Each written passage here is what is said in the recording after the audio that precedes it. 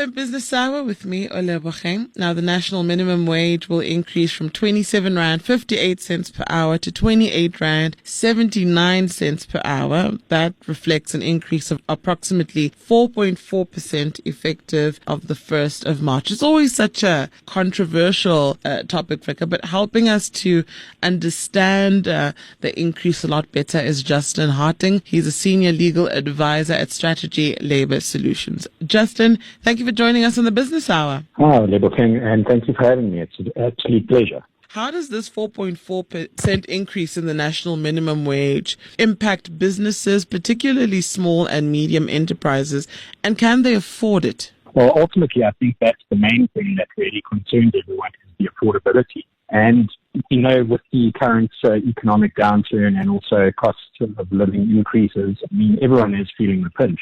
So what could possibly happen for small businesses that are facing a little bit of a cash crunch, even the medium enterprises, is that if they're required then to effect this increase, this could possibly lead to retrenchments because you need to cut your heads so that you could afford the new wage bill. Alternatively, it could affect them negatively. It could end up in business closures, or it would just even create barriers for new employees coming into the workforce. So there are so many knock-on effects that could possibly happen. Another question that a lot of people have is, why do certain sectors like expanded public works projects and learnership agreements have lower minimum wages?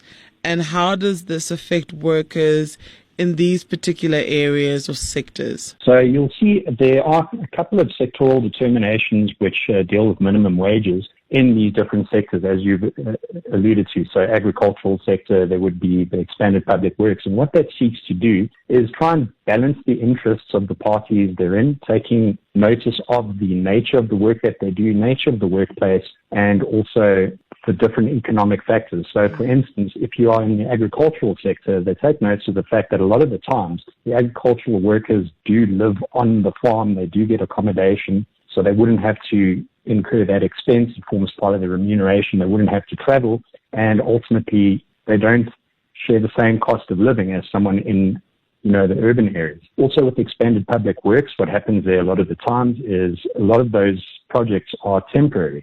So they're going to be there for a short while, maybe 2 years, 3 years, or whatever it might be. So it tries to balance the interests of those parties to make sure then that everyone is catered for, and then that it doesn't cause a massive burden on employers in those sectors as well. And also it takes into account the unique sort of economic factors and unique work environments that those workers are in as well. In earlier conversations that we've had about the national minimum wage, we understand that there is a provision for businesses that cannot afford to pay the minimum wage. It's an exemption process of sorts. However, do you still find that there are businesses that are not complying with the national minimum wage? Are there compliance issues is basically my question, even with the exemption process available as an option? Absolutely. So what you find a lot of the times is that where there is a lack of organized labor or, bargaining power within a sector or within, a certain business, that is taken advantage of by employers. And what would happen is a lot of the times employees, because they might be desperate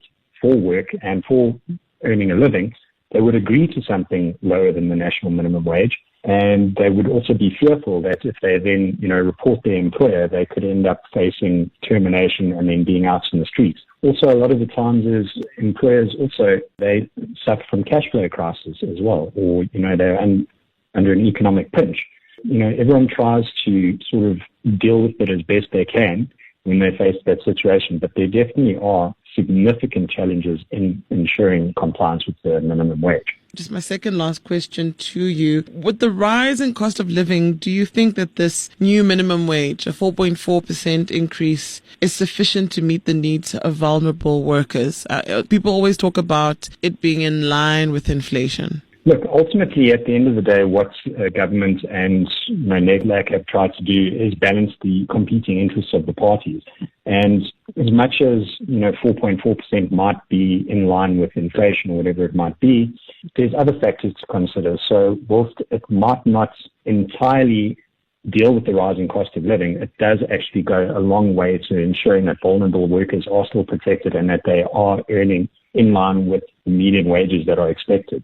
Well, in closing, what are some of the legal consequences, Justin, that employers face if they fail to comply with the new minimum wage regulations? What's your advice to them? Well, ultimately, if employees feel that they're not being paid in accordance with the national minimum wage, they can refer disputes to the CCMA, even to the Labour Court, and that actually exposes the employer to risk of having to pay awards and, incurring legal costs. But in addition to that, what has happened is the National Minimum Wage Act does make provision for penalties for non-compliance. And what happens is employers who are found to then not be paying their employees in line with that national minimum wage face a fine that is typically either greater between twice the amount of the underpayment or twice the employee's monthly wage. And then also, if they are repeat offenders, then they could actually end up paying fines up to 3 times the underpayment or the monthly wage. So there are serious consequences for employers. So that's why we say that what you need to do is be aware of the sector you're operating in, go find out what the National Minimum Wage Act says, and make sure you are compliant. That was Justin Hartung. He's from Strata-g Labour Solutions. Thank you so much for explaining this to us, Justin. Till next time. Absolutely. It's my absolute pleasure. The Business Hour on OFM. Shifting our attention to businesses that can help you.